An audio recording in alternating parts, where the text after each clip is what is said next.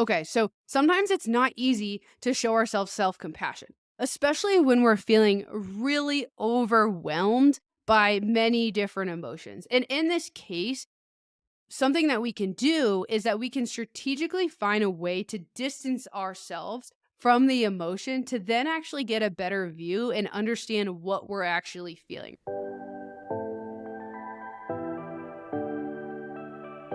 Hey guys, this is Coach K, and you're listening to the Making Changes, Breaking Barriers podcast, where we talk about you.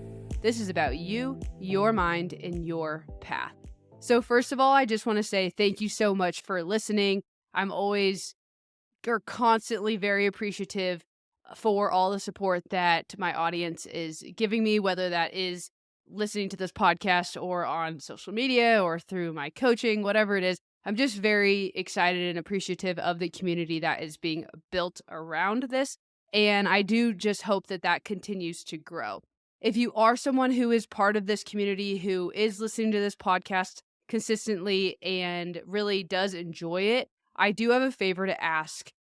Wherever you listen to your podcast, most of you listen on Apple Podcasts, but if you listen on Spotify, you can do this as well. I would really appreciate if you go right now and leave a rating, hopefully a 5-star rating if you've been enjoying the show, and also a review. Doing that is not only nice for me to see those things growing, but it also allows then those platforms to go and push out my podcast to new listeners so that I can just, again, continue to grow this community and spread this message out to more and more people. So if you have been listening and enjoying this, I would really appreciate it. Before we get going today into today's topic, where we're going to be talking all about emotional agility, which I'm very excited to dive in with you guys today, I have two quick things to say. Number one, I have been dealing with allergies. Probably all of you guys have. So if I sound a little nasally, if I'm sniffling a little bit, that's why. I'm sure some of you are in that same boat as well. And number two, some of you may love this, some of you may hate this, and that's okay. I'm down to be a little bit controversial sometimes, but go Warriors. I've been watching them as well as Cora throughout these playoffs. Today, we actually just won game 7 against the Sacramento Kings, which was such an amazing game. What an amazing series, honestly, by both teams. And I am just so excited to continue to watch them as we move into the next round and compete against the Los Angeles Lakers. So I don't know if we even have any basketball fans who listen to this podcast, but in case we do, in case there are any other Warrior fans out there, I had to say go Warriors. That's kind of been a big part of our life over the last few months as we've been watching almost every, well, I should rephrase that. We have watched every single game, even when we were on vacation. We watched replays in the morning since we were in Europe and those games were in the middle of the night. And so, yeah, just wanted to share that with all of you. And if any of you guys have been watching, I'm sure you've been enjoying it as there have been some really exciting games. Okay. Anyways, maybe one day I'll do a whole basketball podcast and only talk about basketball, but I won't bore you guys with that any further. Let's dive into today's topic, all about emotional agility. So, let me paint a picture for you to start. Most of our days start with a basic story. And that story may go something like mine, it may not, but just to paint the picture, that story is, hey, Christina's alarm goes off. She snoozes her alarm. I have I think a 9-minute snooze that I press every single morning, but I only press it once. Then I get up out of bed. I go to the bathroom. I brush my teeth. I then stumble into the kitchen and I start the coffee machine. I then let the dogs out. I grab my coffee. I sit down. And most of the time, I go ahead and just start my work day, at least for a few hours, even just an hour. And then sometimes we do a morning walk after that. So, why am I saying this? Because this is pretty basic, right? As long as our stories, or you can even visualize these stories as our own little personal movie, right? If I was being filmed, you can visualize all those things happening, maybe not going to the bathroom part, not to be weird, but you can visualize your own story as a movie. And as long as the movie stays consistent, simple, and positive, everything just kind of feels good, right? Like everything feels as it should. But how often is this the case? How often do our stories stay simple, consistent, and positive?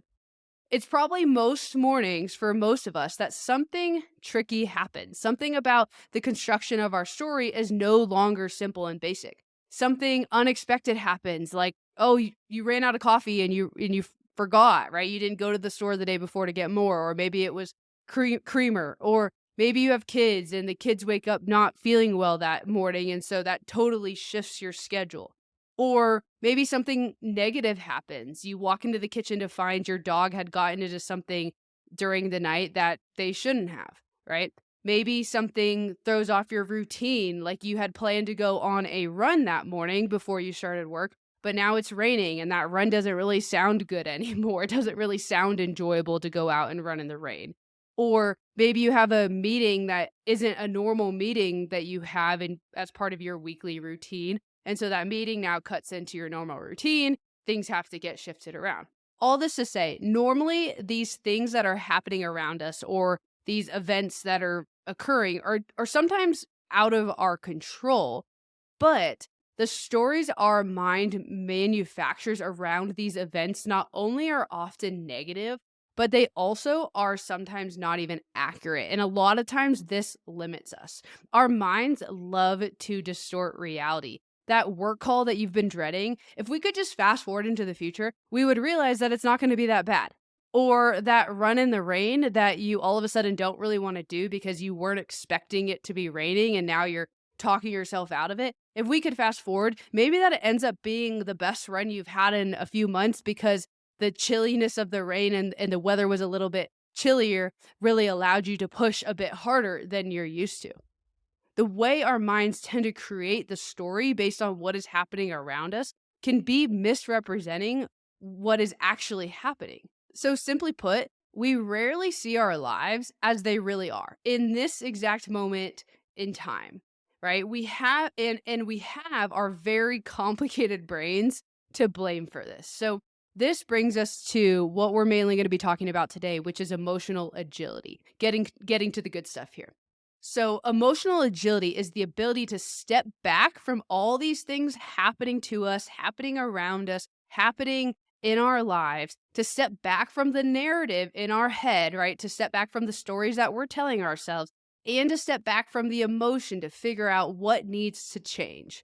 To evaluate the data around us versus the stories that we're telling ourselves, and then figure out how we want to approach this situation, what we want to try, how we want to intentionally go about this part of our day or this event that maybe we weren't expecting or whatever it is.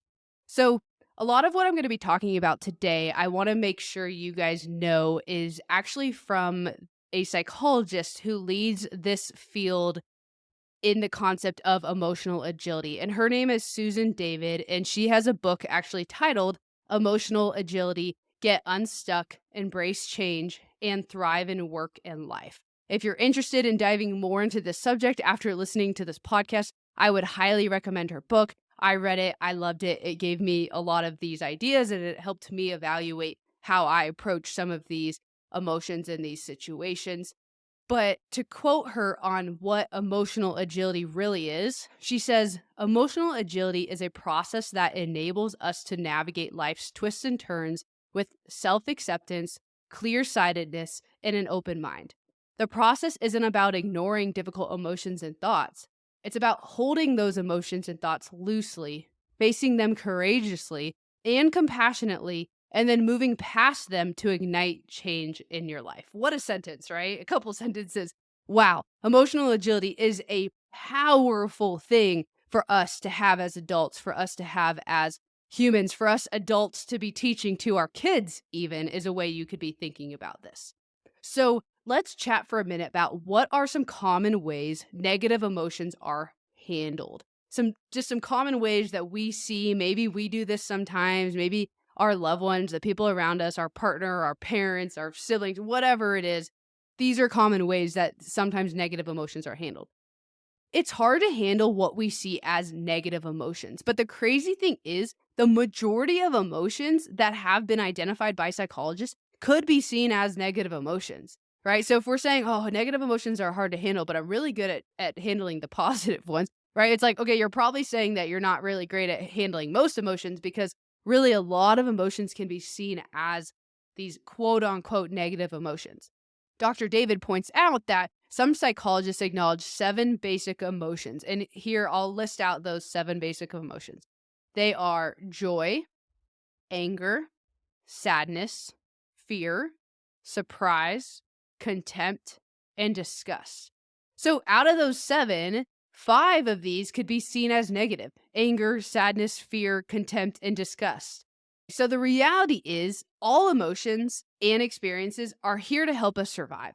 And they've done so for a million years. They all serve a purpose. And so none of these emotions should be buried. We shouldn't try and avoid them, but rather we should try and accept them as useful through, even though sometimes this is really uncomfortable. And believe me, I understand. My therapist actually told me the last couple months that I was avoiding certain emotions. So believe me, I'm right there with you. I get it. But this is part of our lives, right? Learning to accept these emotions and then knowing how to strategically move forward or move through them or whatever it might be, even use them, is a very, very important skill that we can learn.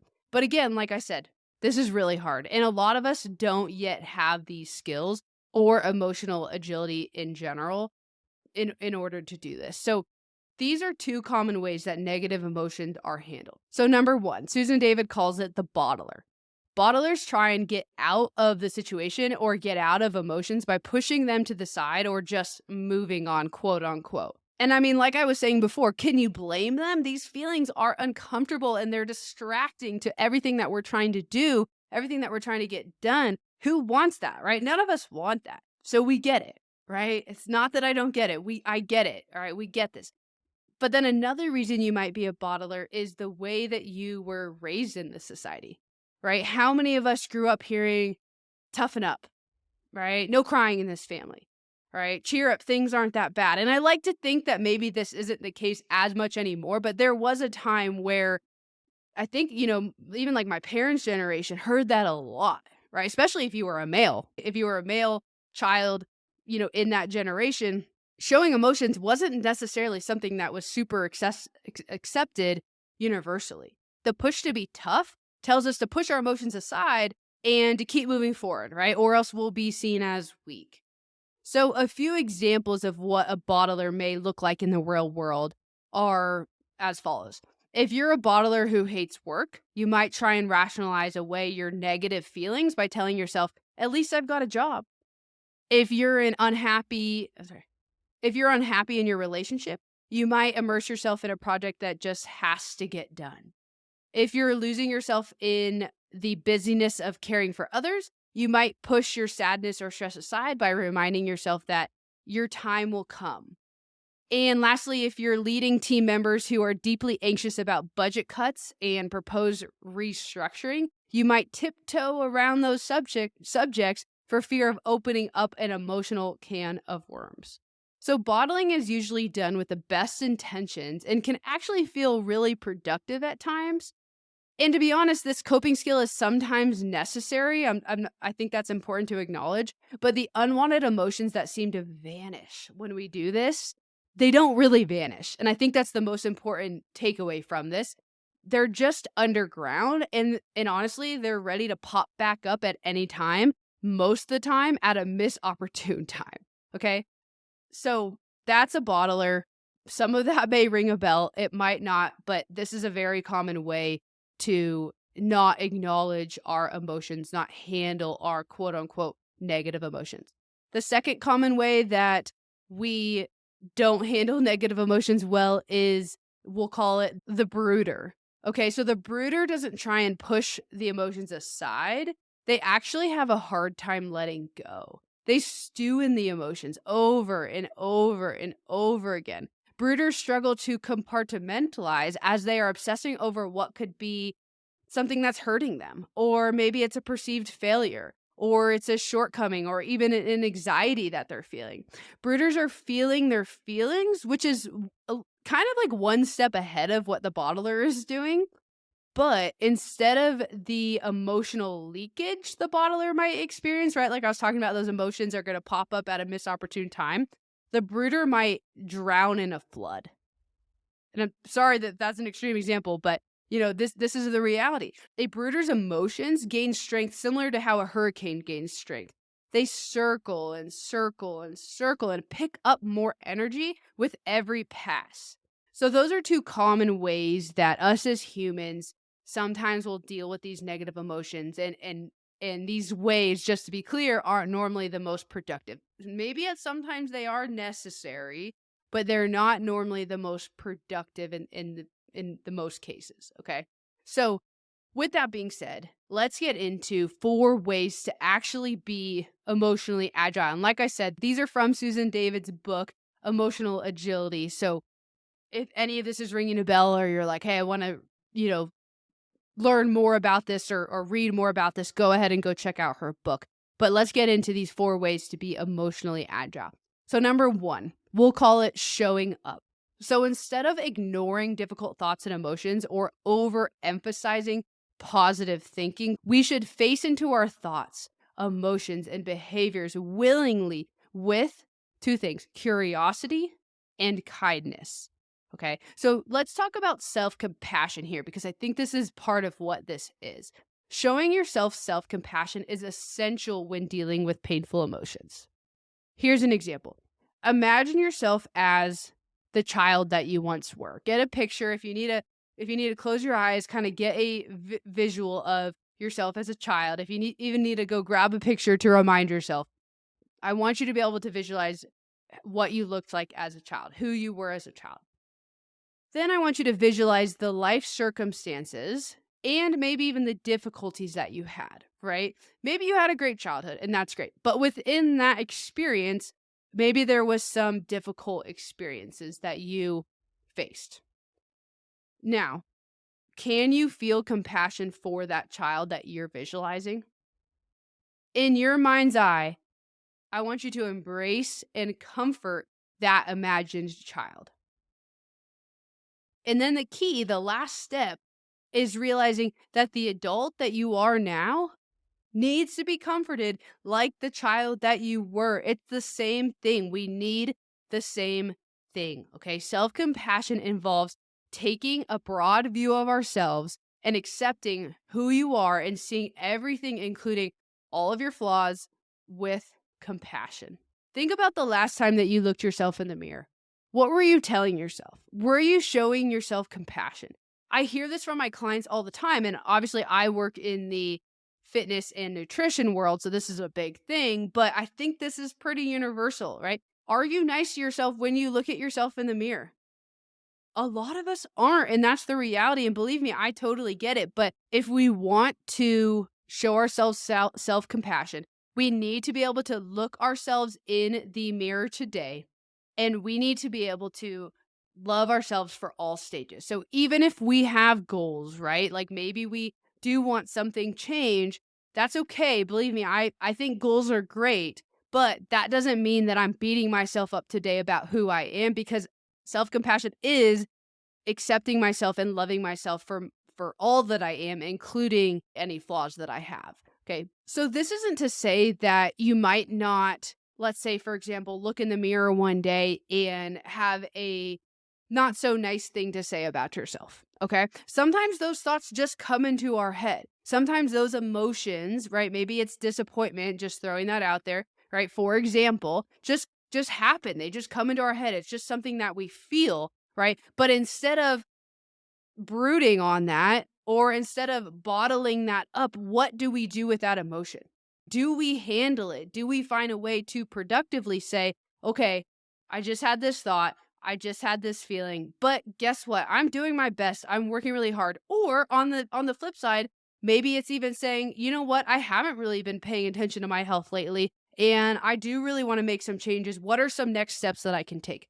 Right? That is very different than beating ourselves up and not showing up for ourselves in that way. So that's number 1, the first way to show emotional agility. Number 2 is stepping out. Okay, so sometimes it's not easy to show ourselves self compassion, especially when we're feeling really overwhelmed by many different emotions. And in this case, something that we can do is that we can strategically find a way to distance ourselves from the emotion to then actually get a better view and understand what we're actually feeling, right? You guys have all heard the thing like if you're in an argument with your significant other, it's probably better off that you guys step away, maybe give yourself 15 minutes, allow even some of those emotions to start to subside a bit so that we can actually get a better view and understanding of what is going on. So that's a little bit of what stepping out is like. So one thing that you can do here, if you are feeling very overwhelmed by emotions and showing yourself self-compassion in that moment doesn't really feel possible, to be honest, is here's a little like activity that you can try. Take a chair or a pillow, place it in front of you, maybe 5 feet in front of you, and let it act as a stand in for your problem, whatever that problem is. Or, if you're feeling like whatever emotion you're feeling is the problem, that's fine. Maybe the pillow acts as that emotion. If it's, something that else that you're dealing with, the problem you're dealing with at work or at home or whatever it is, the chair or the pillow is now that problem. And now I want you to yell at it. Scream out everything that you're feeling. And if you don't want anyone else, in your household hearing this, then make sure you're doing it in a space where they can't hear, or maybe no one's home, or maybe you're even, you know, going outside to do this, or maybe you're going into your car and you're yelling at your steering wheel because you don't have any other option. All right. But I want you to take a moment and just yell out everything that you feel. This exercise allows you to step out of your problem by externalizing your feelings, which will in turn enable you to see it from a fresh external perspective. This is where mindfulness comes into play. As we know, mindfulness is the practice of paying purposeful attention to something, right? Be it a sensation, an emotion, or your breathing, right? Without judgment. So when you practice mindfulness, you will have an easier time recognizing negative emotions for what they are as they arise and be able to handle them, more immediately.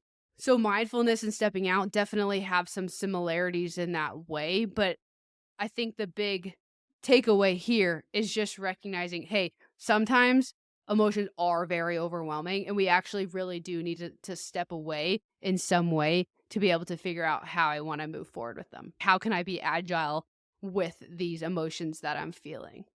Okay, so number 1 was showing up. Number 2 was stepping out.